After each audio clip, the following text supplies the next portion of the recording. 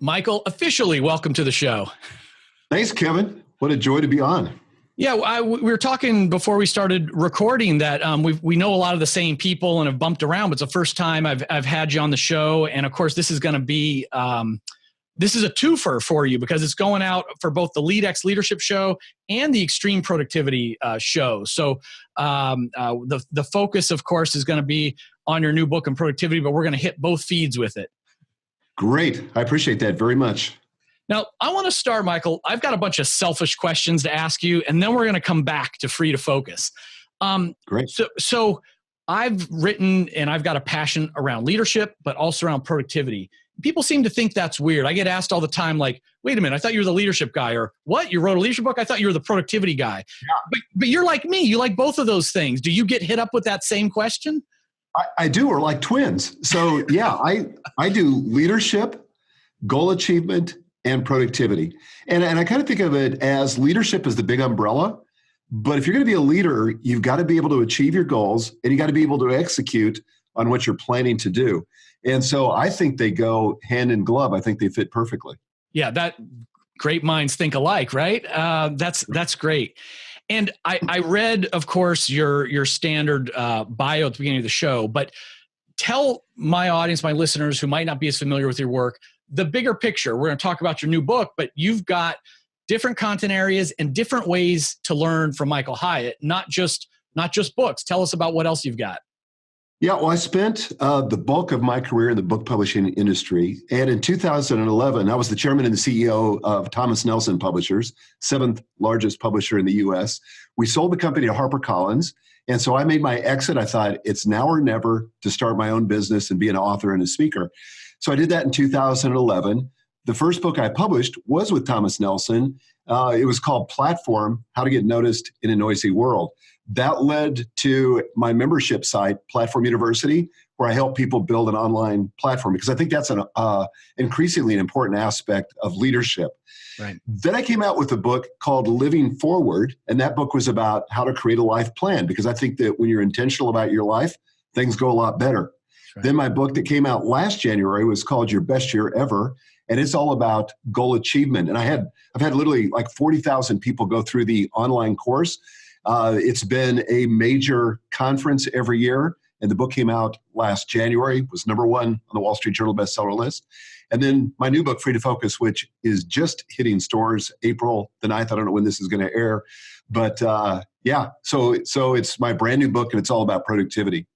Now, you've got a media empire, though, because you talk about the books as almost the starting point. But then if you like the book or you're not a reader, you could also do online training. You could go to the live events. I mean, you're offering it in different formats, right?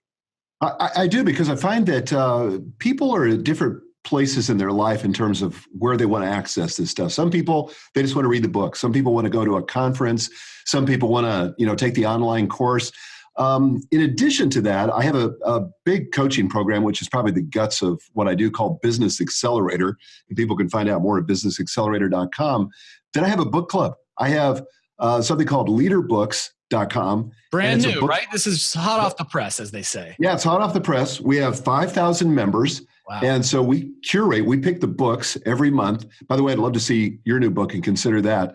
But then we guide people through the experience. We have an online community, our own app for that. And it's a pretty cool experience for people that want to grow in their personal development. Now, I also have to ask, and again, I'm asking all my selfish questions first. Hopefully other people will benefit than just N of one here before we talk about your book. So you're interested because you're an author now. You're on the author side of things. You used to be on the publisher side of things. Right.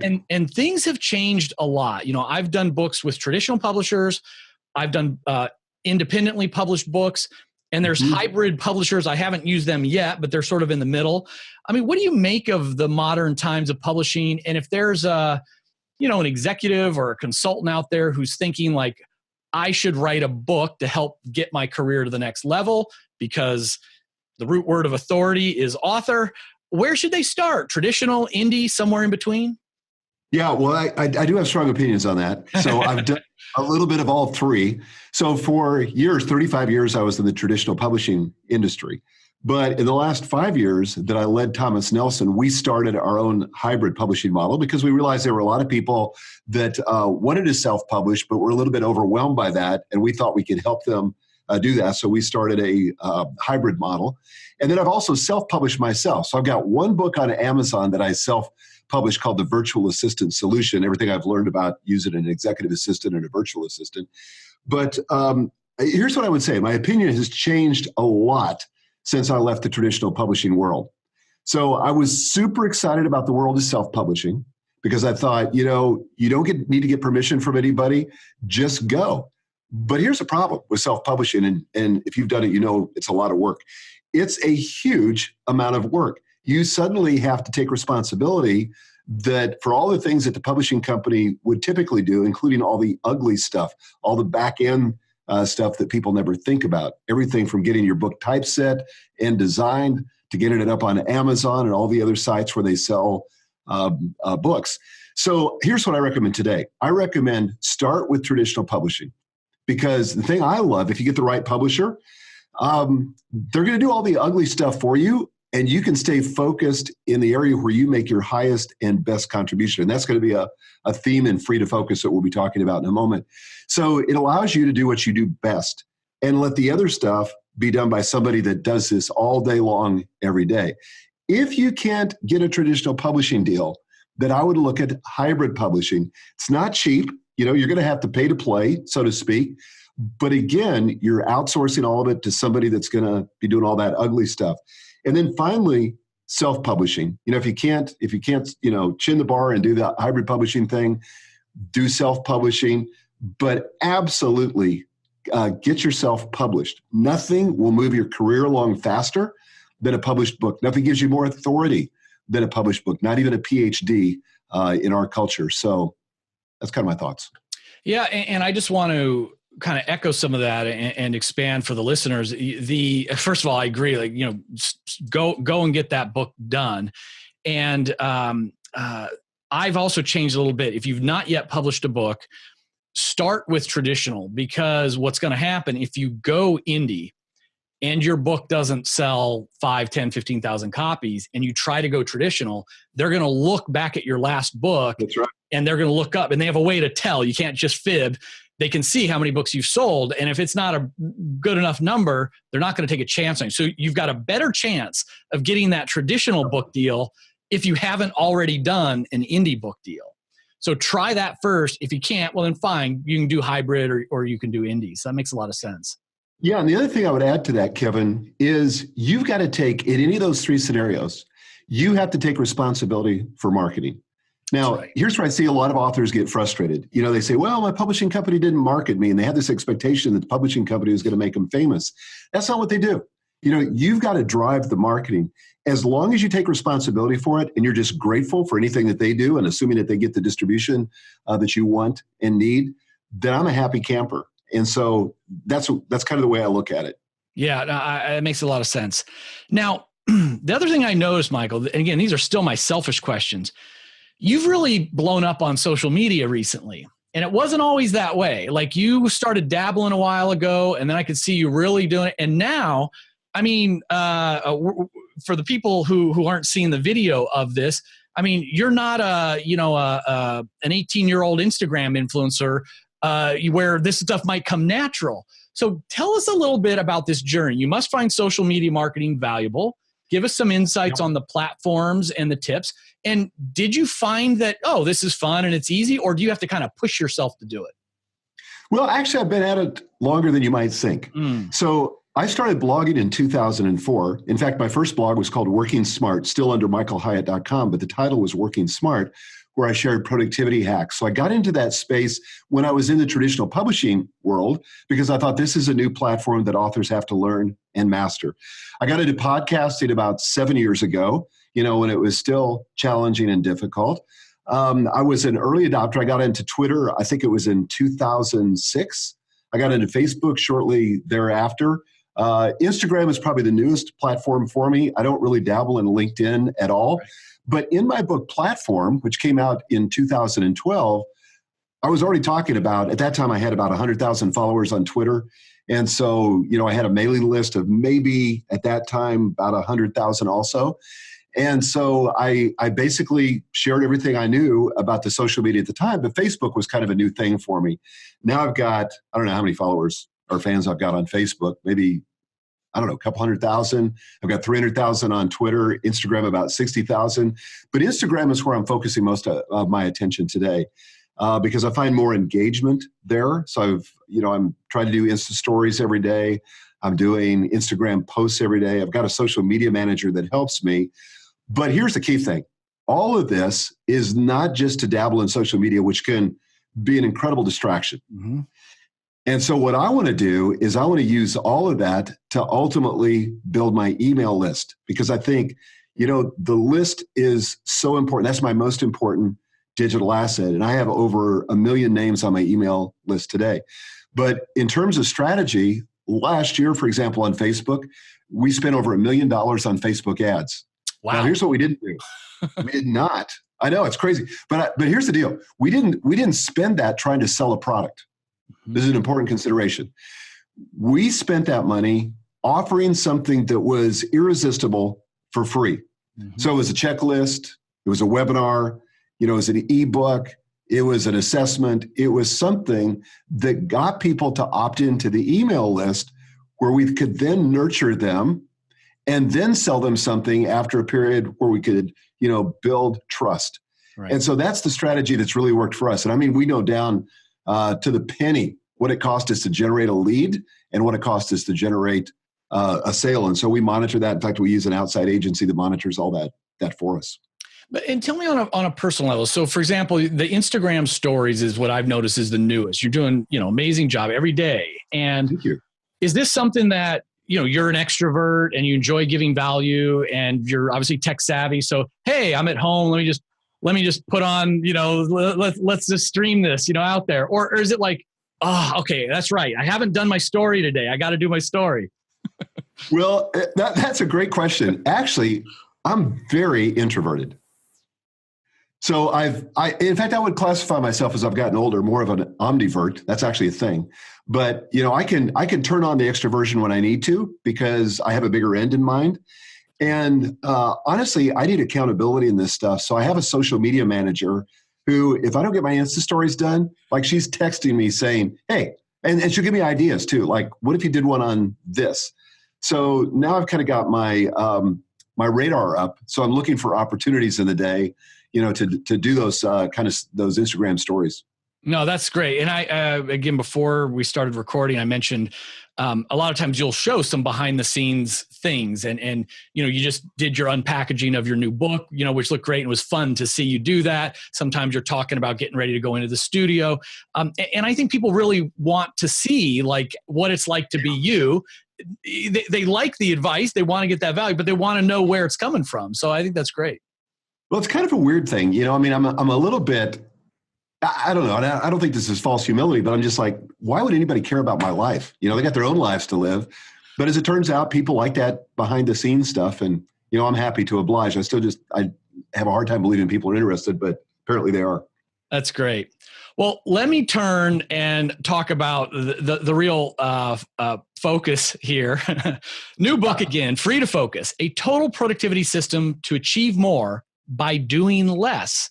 And I have a weird quirk, Michael, where I'm obsessed with the first sentences of books. You can't see, they're off camera, but whether it's novels, nonfiction, I think like this is the chance for the author to grab someone. And in bookstores, I'm horrible. I just open up to the first page. I'm reading first sentences. I'm curious about it.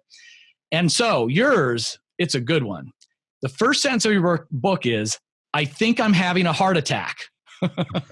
Take us back. What was going on? So you weren't always a master of productivity and calmness.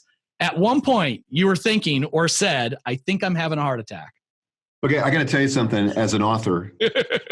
This is interesting that you noticed that because I read a book years ago by Dean Koontz, the famous novelist. It was called How to Write Bestselling Fiction. Here's what he said. If you want to write bestselling fiction, not just genre fiction, but stuff that really gets on the bestseller list, he said, you got to take the protagonist, and he said, you have to get him in deep trouble on the first page and then it's got to get worse before it gets better. So, so that's an example of it. So so years ago, this was probably 20 years ago now, I ended up in the emergency room 3 times in a row over the course of about probably 6 weeks. And I thought I was having a heart attack. And so finally, I mean, every time the doctors would say, "You're not having a heart attack, Mr. Hyatt. You're fine." Just, and I mean, after a while, I'm thinking, is this in my head? Is this reality? Or are they not picking up something? So I went to a very well-known cardiologist here in Nashville, Tennessee, where I live. And I said, "I really just want you to check me out. I can't sleep at night. I'm fretting over this, and I just got to put this to bed." So he read me through the nuclear stress test and all that kind of stuff. And he said, "Okay, look, here's the deal. Your heart's fine. You do not have a heart issue." He said, "What you do have is you have an issue with indigestion, which is sort of masking or creating the symptoms of a heart attack. And you've got acid reflux." And so he said, "I'm going to give you something for that." But he said, "Here's the real issue." He said, "You've got a stress issue in your life that you're not coping with." And he said, "If you don't solve that problem," he said, "you might end in here for real, and you might end up in the hospital at a point where I can't help you, because you might have a heart attack from this, but it's not because of your heart, it's because of the stress."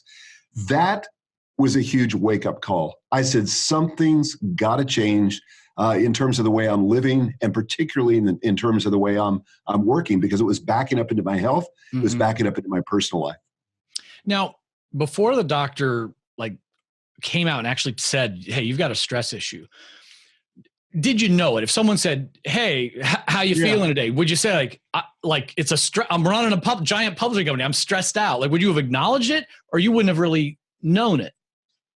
Well, I think if I have a superpower, it's stamina. And so I have the ability, this isn't a good thing necessarily, but I have the ability to stuff my feelings in the pursuit of a goal. Yeah. And just go I'll deal with this later. I got to persevere, and I just got to keep going. And unfortunately, I had done what a lot of people do, which is convinced myself that the current situation, whatever it might be, was temporary. So it's sort of like, when I get acclimated to this new job, then I'll make time for myself and my family. Once I get through this new product launch, then I'll make time for myself and my family. Once we, merge this new company we just bought into my company, then I'll take time to relax. And so it was like one series of things that I'd convinced myself were temporary, but those kinds of things have a way of becoming permanent. And that's what had happened to me. So I wasn't planning on going in this direction. I want to kind of walk through your book, but you touched on something about this stamina. And it's not just an ability to work the 100 hours a week or something, but it's sort of, we trick ourselves like, well, it's just this week, or once this project's done, once we hit our numbers at the end of the quarter.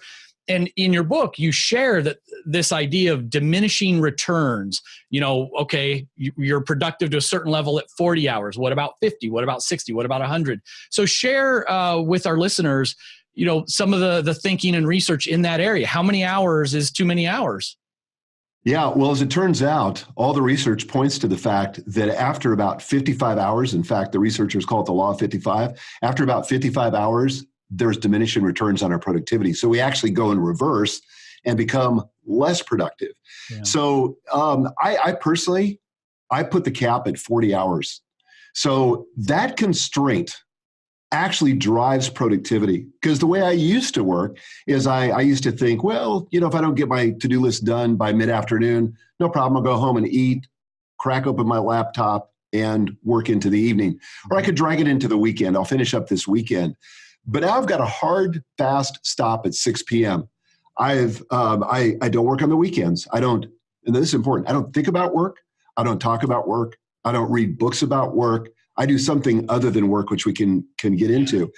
So what that forces is me to have every day, kind of like that Friday before you go on vacation, when you're so unbelievably productive because you got a hard, fast stop before you fly out to your vacation destination. So I just said, hey, I think I could use this every day. So in the afternoon, when I'm tempted to go check Facebook or goof off, I say, no, because this is going to stop. In fact, I have automatic home automation in my home, so that my office that's in my home, the lights go off at 6 p.m. and I'm standing in the dark if I'm working past that. Love that. Love that. You could lock yourself out of your own office with this automation technique. So the book again, Free to Focus, a total productivity system to achieve more by doing less. And you detail in the book, I mean, it really is, it's not one of these theoretical books about time or productivity or one of these other kind of productivity books that have so many rules and algorithms and formulas. It's a step-by-step plan. It's a system. And at the highest level, though, you say there's 3 areas: stop, cut, and act. Stop, cut, and act. So tell us about the stop part. How do we begin to get more productive by doing less? What's the stop part? Well, first of all, that whole stop section is really counterintuitive, isn't it? I mean, you think, if I'm going to read a productivity book, man, I want to get into the game. I want to create momentum. I want to act. I want to do something. I want to go faster on this hamster wheel. But that's the problem. We're on a hamster wheel. And so my premise in the book is we got to stop. We got to take a step off the hamster wheel, and we got to ask, why am I on this thing to begin with, and where is it going? I think for me, as a productivity geek, and I've been a productivity geek since I was in college, for me, it so often became an end in itself. I want to install this app, or I want to use these hacks or these strategies. Why? So I could be more productive. Why? So I could be more productive. So, maybe I had a 12-hour day and I reduce it to 8 hours, but then I right away fill it back up with work. So I'm more efficient. I'm getting more done, but I don't have a life. And so I think it's important to stop and ask, and this is the first chapter called Formulate, what's our vision for productivity? If in fact, my premise is true, that productivity is a means to an end, what's the end game? Where are we going with this? And for me, I think the end game is freedom. This really happens to business owners, people who start a business because they want to be free, of the man, or be free of the corporate environment. And then they find out 2 years into it that their dream has become a nightmare because now they're working for the most oppressive, unreasonable, demanding boss they've ever had, which is themselves. That's right. And so they have no freedom. They used to have freedom back when they had a job, but now that's gone. And Kevin, the thing I'm looking for is 4 specific freedoms. And I touch on these on the book, but just quickly. First of all, the freedom to focus. The ability to focus in our distraction economy is a superpower. It gives you the edge on your competitors, will advance your career, will advance the growth of your business. Freedom to focus. The freedom to be fully present. One of the sad things about these devices that we carry around with us all the time is that it allows us to be present where we physically aren't. So you go to a little league game and you see all these dads and moms that are on their devices, not present when their kids are playing a baseball game, or they're out to dinner on a date and they're checking email from work or checking text messages from work. Or also in the business environment, and I've been in meetings dozens of times where people are not present to what's happening in the meeting. They're checking their social media, they're checking something else, and the meetings take twice as long as they should because nobody's really there. Then the third freedom, the freedom to be spontaneous, to not have so much of our lives planned that we can't, stop to have coffee with a friend, or for me, be with my grandkids when they come over. And then finally, the freedom to do nothing. And I learned this when I was in Italy. They have a wonderful saying there called la dolce far niente, which means the sweetness of doing nothing. As it turns out, the brain science says that when we're the most relaxed is when we're going to get those business breakthroughs, when we're going to be at the most creative. So I'm after those 4 freedoms. That's the end, and productivity is the means. Does that make sense? Makes a lot of sense. That makes a lot of sense. I want to ask about that. What resonates most with me is like the smartphone addiction, smartphone distractions, et cetera. We were talking a little bit about my next book, and there's a whole chapter about just shut off your smartphone. And I don't know if you realize this, you probably realize this. One of your most liked Instagram posts from the last probably 6 months or so was one you did recently, and the picture is you showing your new home screen on your phone. Did you know that was one of your most popular posts? Yeah. I find that very interesting, both like what was on the post, but also that it's resonating with so many people. Tell us about that post and what you were writing about, what you were sharing there. Yeah. So I write about this stuff, right? I'm a, quote, expert on productivity. And yet I found that this very expensive very cool iPhone, the iPhone XS Max, which has an amazing camera, and I spent like $1,200 for. Really, when it came down to it, it was a very sophisticated distraction machine that helped multi-billion-dollar companies keep me unfocused from my work so that they could harness my attention, package it, and resell it to the highest bidder. So I said, I'm getting off this train. This is crazy. That's got to stop. So I took my phone. I deleted all the apps that I wasn't using. You know how apps are. I mean, they proliferate like rabbits. And so I deleted all the apps that I wasn't using. But the important thing, Kevin, was I deleted my email. I deleted, and the cool thing now is in iOS, you can actually delete the mail app, which you couldn't always do. Right. But I deleted email. I deleted Slack, which we use for internal communication. And I deleted all my social media apps, with the exception of Instagram. Now, I use screen time to manage Instagram. So I was telling it, I want 30 minutes a day on Instagram, no more. But when you reach the time limit, iOS pops up an alert and says, do you want to go for another 15 minutes, extend your limit by 15 minutes, or do you just want to blow it off for the rest of the day? So I found myself cheating on myself. So I finally gave my phone to my wife and I said, I want you to enter a passcode and not tell me. So that when the 30 minutes is up, the 30 minutes is really up. And what I noticed about that was, first of all, I turned my smartphone into a dumb phone. And I still carry it with me because I love the camera. People can call me. My family can text message me. I have 2 cell phone numbers. So my family has the one, and the executives of my company have the one that actually comes to me. And so what I found was I stopped compulsively checking my phone. Took about 3 days because I would pick up my phone. I'd go like, oh yeah, there's nothing I can do. Did it stress you a little those 3 days? Were you a little... It kind of humored me because I felt like, dang, I've been sucked into this again. But I just realized how many times a day I was checking my phone. Like every time I would get bored, right, or a little bit frustrated, or I wasn't getting the creative breakthrough, I was stuck on a problem, I checked my phone, and it was at odds with my focus. Now I never check it. In fact, I would say this. I use it for my Instagram stories, and I'll check a few messages, but then I'm kind of done with it. In fact, I was out to dinner with friends a few nights ago, and I didn't even take my phone into the restaurant. That was something I would have never left in the car. But I left my phone in the car because why do I need it? Right. Now, I think as writers sort of have an ear for phrases and words. And I love this, you turning your smartphone into a dumb phone. And what I'm sure many of our listeners are thinking right now is, well, that's easy for him to do. He's Michael Hyatt. Like he's got an assistant or he's got a staff. Like, of course he doesn't need to be on Slack because he's not being told to do anything. I can't do it because of all these limiting beliefs, right? But how would you address that? People who say, well, that's fine. He's a rich top of the food chain CEO. The rest of us could never turn our smartphone into a dumb phone. What do you say? Well, first of all, it takes progress. You can't do this all at once, but there's some very simple strategies for taking control back of your life. So, for example, I like to turn all synchronous devices or synchronous communication into asynchronous communication. So those are 2 big words. Let me expound on them. So synchronous communication would be like a text message. Somebody pings you, you get the alert, and the expectation is that you're going to respond in real time. That sucks because I may be in the middle of, writing an important chapter in a new book or delivering something on stage, and I don't want synchronous communication.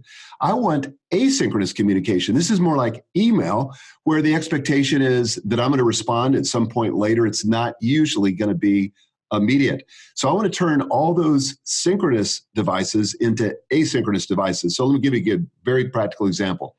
So I have 2 cell phone numbers. I have my real cell phone number, and this is for my family. They know that I'm probably not going to respond immediately, but I get very few text messages on my phone.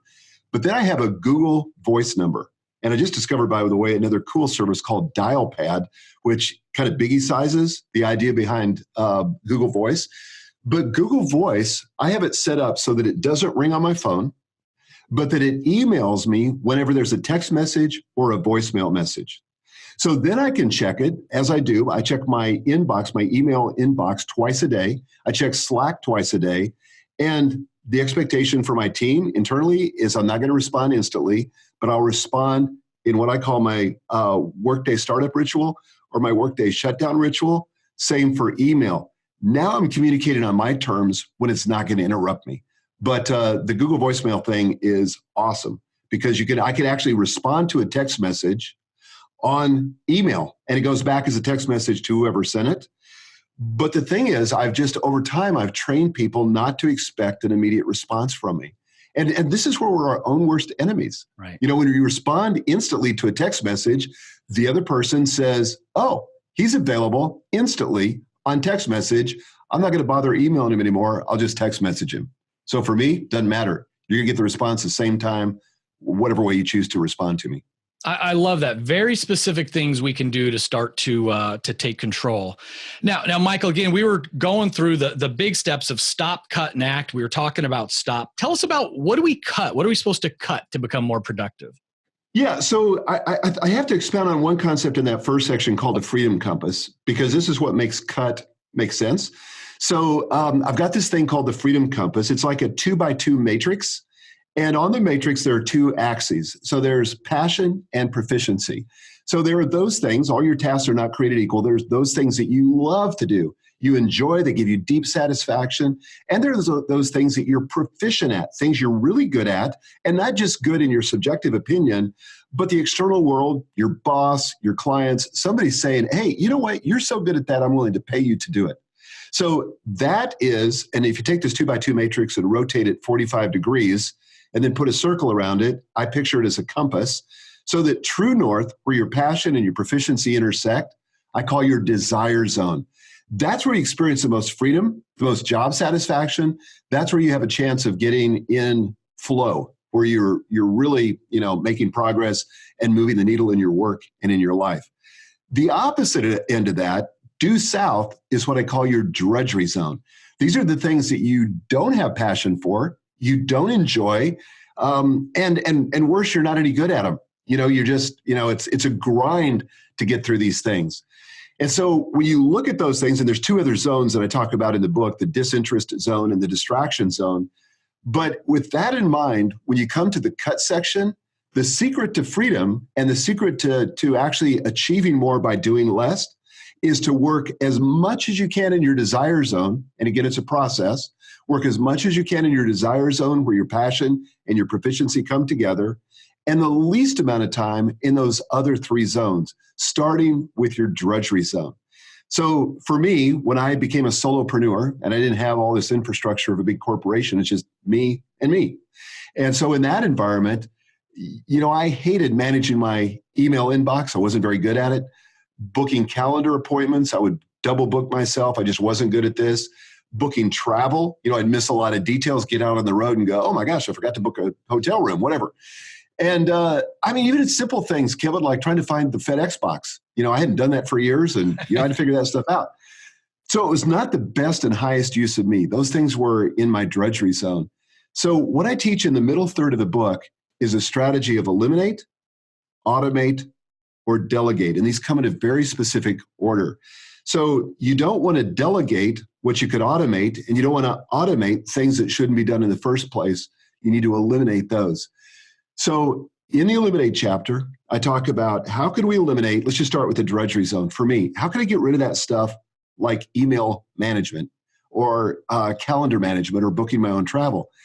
This was tough because as a solopreneur, I thought, wow, how am I going to get rid of this stuff? Well, the first place to start is to ask yourself the question, are there things here that don't need to be done at all? Is there anything that I'm doing that, might keep me busy, but might just be fake work? Things that are keeping me busy, that are keeping me for the more important stuff that's going to move my business or my career forward. And so I say in that chapter, you've got to exercise your no muscle and get very good at saying no. That, I don't know how it is for you, but for me, that's hard because I would consider myself a recovering people pleaser. Absolutely. I like to say yes. I don't like to disappoint people. Not only do I have the fear of missing out, but people call that FOMO. I have photo, which is the fear of disappointing others. I don't want to disappoint people. So I give some very practical strategies for how to say no and how to create your own not to-do list. So a lot of emphasis on to-do lists. Everybody knows what that is. But what is the not to-do list? The things that I'm never going to do because they don't help my business. They don't help my personal life. So you got to start there with elimination. Yeah. Yeah. So much great stuff here. And again, for the listeners, I mean, there's so much value in the book that even just the diagram Michael talked about, and I thought it was brilliant. You sort of take the traditional geeky consultant 2x2 matrix, but spin it a little bit and round it off. And this is your compass. And it really does change visually what this thing means and how to apply it to your own life and the things that you can start to cut. And with, we only have a few minutes left, but the third part, of course, is act. You say we need to consolidate, designate, and activate. Tell me more about that. Okay, so activate is one we already talked about, is managing distractions. I consider this my defense plan. So you got to start with a good offensive plan. And so those first 2 chapters in that section deal with that. And I don't have a lot of time to go into it, but the consolidate part of that is all about creating your ideal week. In other words, I'm going to begin with a game plan. And if I could control 100% of my time and resources, which, by the way, rarely happens, but if I could, what would my ideal week look like? And I talk about a concept of mega batching in this chapter, not just batching, but mega batching. So that, for example, I try to batch all of my internal meetings on Monday, all my external meetings on Friday, and that leaves me Tuesday, Wednesday, and Thursday to do the kind of work that's the really focused work that advances my business. Now, the reason I do that mega batching is because of a concept called context switching. So every time I switch from a context, like meetings, for example, and in my case, maybe recording some videos or doing an interview with you, there's a certain ramp up time. I got to get set up. I got to get in the headspace. And if we're constantly switching contexts, we never get the advantage of momentum. So instead, I mega batch. I get into the meeting space with my team on Monday, external meetings on Friday. When I do podcasts, I used to do them, 1 podcast a week. And I found that it would take me like 4 hours to do a podcast episode by the time I do the whole thing. Now I do 13 episodes in a day and a half. I get into it, I just put the pedal to the metal and I don't have to think about it for an entire quarter. Now, that next chapter on designate is where I talk about having a game plan for the quarter, having a game plan for the week, and having a game plan for each day. And specifically, I call it the 3x3 strategy. So I want 3 goals for the quarter. I want 3 priorities for the week. There's probably a gazillion things I could do for this week. But what are the 3 most important that if I got to the end of the week and accomplished those, I would feel good about how my time was invested, and I would feel good about the progress I was making towards those goals for the quarter. But this I think is a big takeaway, big tip, is to come up with your daily big 3. What are my 3 tasks for today that would really move the needle? Because the Pareto principle says that 20% of the effort creates 80% of the results. So the average person enters the day with like 18 to 20 to-do items, and they're already defeated before they start. They feel overwhelmed because there's no way, no chance that I'm going to get all that stuff done. And the truth is you don't have to get it all done. But even if they accomplish half of that, they still feel defeated. So I say, forget all that. Look at those 18, find the 3 that are the biggest, isolate or segregate those, designate them as your daily big 3, and feel awesome if you get those 3 done. And if you get some of the other stuff done, it's all gravy. So I've got a product called the Full Focus Planner, which people can find at fullfocusplanner.com, but it's an analog planner. And I'm totally a digital guy, but I found I was so distracted in the digital environment that if I could pull myself out of that and keep focused on those daily big 3, that makes all the difference in the world. And we've got over 100,000 users of that product, and the reports that we have from people on that one tip, the daily big 3, has been amazing. I love it. A lot of gold in all of that. I'm going to end with a personal question. We might start a fight. We might agree to disagree here. So I've been preaching from a few years back now, get rid of your to-do list. If you want to do it, schedule it, and then live life from your calendar. A lot of people think that's crazy. You keeping a to-do list these days? Absolutely. And my to-do list, I do two things. And I'm gonna come back to you because I don't think I disagree with you. But so I use a hybrid system. So in my company, we use Asana. Mm-hmm. So I maintain all those other things. That's where I do the brain dump. When an item comes up, I don't put it on my daily list. So I do that, and I transfer from that list every evening in preparation for the next day, part of my workday shutdown ritual. I will transfer the 3 most important tasks for tomorrow. Things that occur during the day, I'll write them down in my planner, but then at the end of the day, my workday shutdown ritual, I'll transfer those back to Asana. So I'm keeping sort of this queue of tasks that I could do. Now, some people love to schedule their to-dos or use that in the place of to-dos. My attitude is basically, you've got to design a productivity system that works for you. Yours isn't going to look exactly like mine. Mine's not going to look exactly like yours. We can both be enormously productive. And this is one of the things I think that the Free to Focus program does, is because it focuses mostly on principles. Yeah. It gives you the ability to customize it for how you work best. So you can customize it to your heart's content.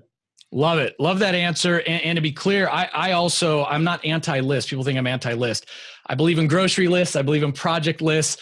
I know what my team needs to be accountable for, but when the day comes, I'm looking at my day calendar and kind of living from the calendar rather than the list. That's great.